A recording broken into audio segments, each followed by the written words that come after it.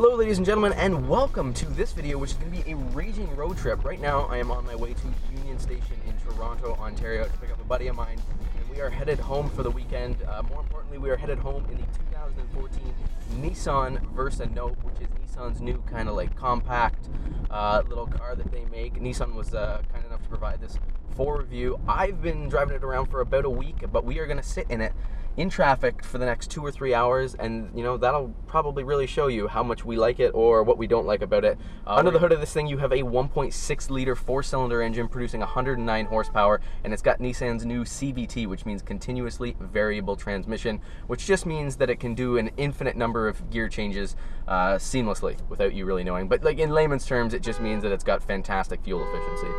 Wow, people are angry. Whoa, whoa. But anyways, there's Greg. But welcome, yeah. No, this is what we're taking home. I like that, actually pretty nice. You like that? I like the color. Yeah, no, it is a slick color. It's red brick red. I like that. Or sorry, brick red, I think it's called. Nice. Well, let's throw your stuff in the trunk. Tickets. How's the bus? You know what? That's probably the quickest I've ever got. We never got like in traffic or anything. So here's trunk space. Not too bad. That's not too bad. I mean, you could put a hockey bag in there. Yeah. Easily. But look how much space is in the back. Close that up. Like there's actually like quite, like they've sacrificed kind of like the back. They've sacrificed the trunk room. Oh, and that seat is fully back right now. I'm 6 feet. Yeah, and that seat is fully back. And the driver's seat's even more forward. I'm 5'6". That's pretty good stuff. Let's get moving. Alright, so if introductions weren't proper before everybody, this is Greg. He was in my Chevrolet Spark review, if you remember Greg. But you've seen the exterior. What do you think of the exterior? I actually kind of like it. I like the color. Yeah. This is kind of like your basic interior. What I really enjoy about the basic interior is that there is more cup holders than there is seat belts. There's 6 cup holders, 5 seat belts, so it's fantastic. I like these, what do you call these? The handles, The really? handles. I think they're cool. Yeah, they're different. Yeah, well, they're different. Like, I think that, do you know the Nissan Juke? Are you familiar with that vehicle? Yes. Yeah, the Nissan Juke. I'm not a huge fan of the way that car looks. I think it actually looks a little weird. Yeah, so I feel like a lot of the things on this car were actually like the tail lights. I think they're shaped after the Nissan Juke. Yeah. And I feel like these handles, there's like same thing, like ejector handles. But anyways, we're gonna head home now. So cue quick awesome montage.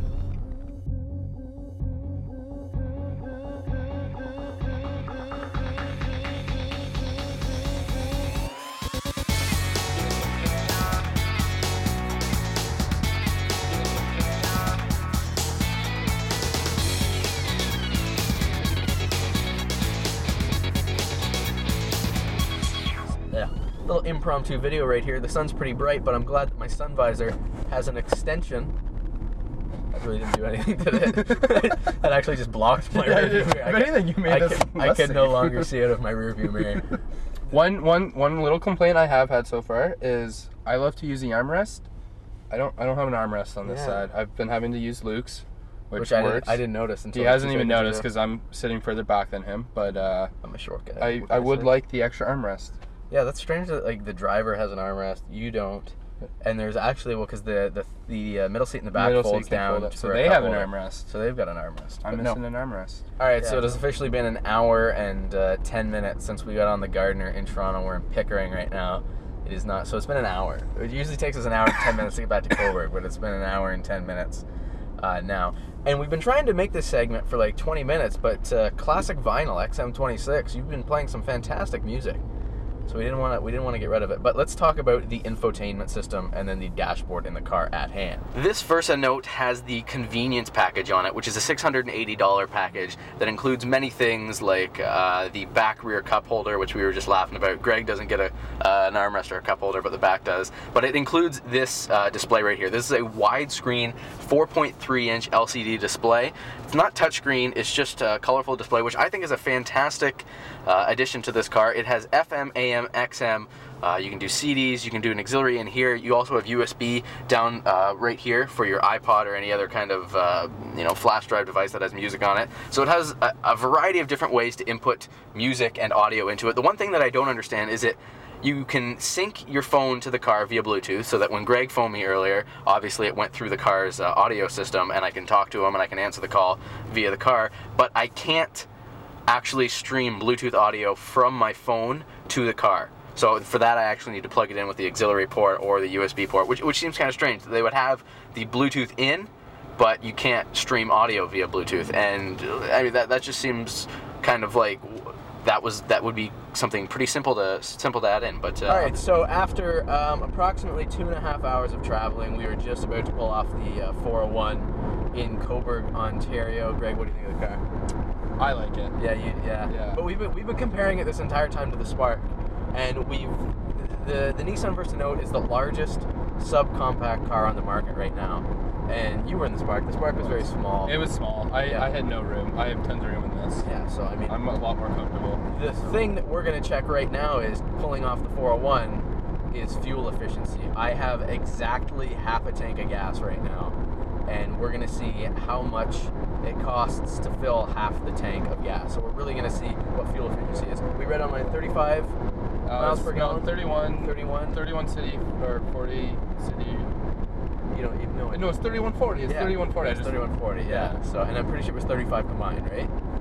Yes. It had a combined fuel rating. So we're really going to see how well this thing is on fuel, and it should be good on fuel. One, because of the continuously variable transmission. That's supposed to be increasingly fuel efficient, and also it has low resistance tires, which is supposed to help, I guess, on the highway. I guess when you're driving, to not have any resistance. I don't know how that affects the fact that when you fly around a corner and traction-wise, I don't know. If there's no resistance, there's no traction, but we'll see when we go to the Petro-Canada or Ultramar, whoever wants to sponsor this episode. Well, truly, we're just going to go to whatever gas station is cheaper, and it's usually Ultramar. It's always Ultramar. And plus, that's where my mom is meeting me. But yeah, that's right. That's a very good point. Yeah. So one thing that I forgot to mention before that my girlfriend's actually just reminded me of, that was when I was on the phone with her, she told me that it sounded like I wasn't moving at all. It sounded like I was, just talking to her on the phone at my house, and that's because the cabin of this car is ridiculously quiet. It's a very quiet cabin, very comfortable, as you guys would say. You've been in it for 2.5 hours. You, I don't know. You complain about fresh air, but I do not. But it's a very comfortable car, very quiet car, and I really enjoyed that about it. We just got to the gas station, put it in park. I've got half a tank of gas. Let's see, actually half a tank of gas. Let's see this right here. Half a tank of gas, and I have 204 kilometers on my trip computer. So that means whatever it cost me to fill up today is what it cost me to do 204 kilometers. So let's hop on in. There's a gas release lever under the hood. See how much gas the 2014 Nissan Versa takes. Oh! Gas $1.19 today. Very cheap. Putting the good stuff in it too. High octane. Okay, so Greg's heading out. $24 for half a tank. So you're looking at a $50 tank. So $50 to do 400 kilometers. It's not bad. It's reasonable. We were on the 401 for most of it. Stuck in traffic. And most of those miles, well actually most of them are for the highway miles, but city. So yeah, so there's gas mileage on the 2014 Nissan Versa. Greg, thanks for coming along this epic journey. I'll see you at the bar tomorrow. Yeah, see you tomorrow night. Hello, ladies and gentlemen. Luke DiMarco here. Thanksgiving weekend is over. I am back in Toronto now, but not for school, actually. I am back in Toronto to drop off the 2014 Nissan Versa Note. So I thought I'd give you my final thoughts of it. Everybody, this is Justin. Howdy. Justin O'Halloran is a criminology major at the University of Ottawa, and he is coming along for the journey here. So some cons, I'm going to start with the cons, we can go with the pros. Some cons that I have about this vehicle, and the first one is actually kind of it's a con, but it's also a pro. And that is that this is the largest subcompact car on the market. So while it is incredibly roomy, which I'll talk about in my pros, it's also, the fact that it's so large means that the wheelbase is so much longer, and I think that the turning circle suffers quite a bit, and you can definitely notice that in small spaces like parking garages and things like that. Also, 109 horsepower, even though this car only weighs 2,500 pounds. I feel like it could benefit from just maybe a little bit more power, because sometimes you can feel that maybe it doesn't have enough power to do what it wants to do. So now on with the pros, the things that I really like about this car. First of all, it is the largest subcompact car on the market, but that means that it's incredibly spacious. I'm comfortable, Justin's comfortable. Everybody that I've had in the back has said that there's an incredible amount of room in the back. You could definitely throw a hockey bag in the trunk. So it's very spacious, it's very practical.